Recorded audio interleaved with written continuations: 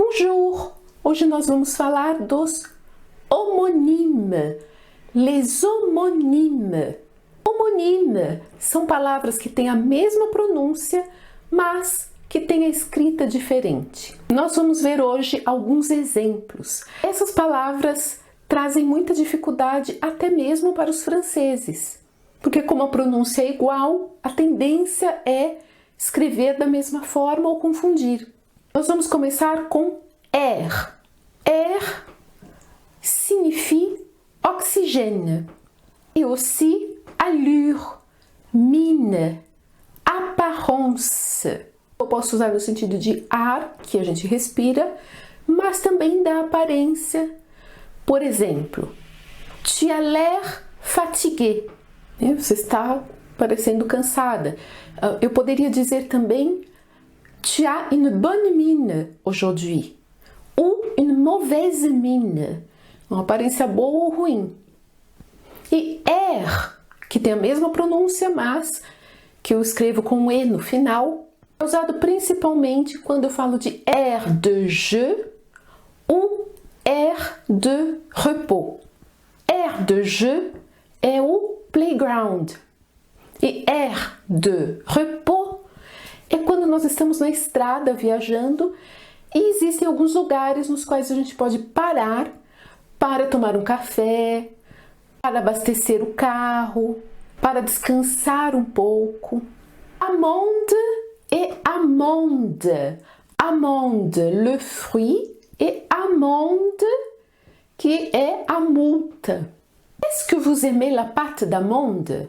Si vous vous garez ici, vous aurez une amende. Então, se você estacionar aí, você pode levar uma multa. Chant et chant. Le chant des oiseaux. Chant com T é o canto e chant com P é o campo. Un champ de blé. Um campo de trigo. Cour, cour et cour. La cour de récréation, que é como se fosse o pátio, né, da escola. Un cours de français, que é uma aula. Une leçon. E court, que é curto. Então tem court e courte, masculino e feminino. Não confunda com course, que pode ser a corrida, e les courses, as compras. Foie, foie e foie. Fé, fígado e vez. Une fois, deux fois, trois fois. Uma vez, duas vezes, três vezes. Foie de fé e foie de fígado. Lait et lait. Je bois du lait. Il est laid. Lait, o segundo é feio. Tache e tache. O que diferencia é só o acento. Tache sem acento é mancha. Tache com acento é tarefa. Procure formar frases com essas palavras. É interessante vocês procurarem essas palavras no dicionário. Vocês podem usar o Larousse, que é gratuito, Larousse online.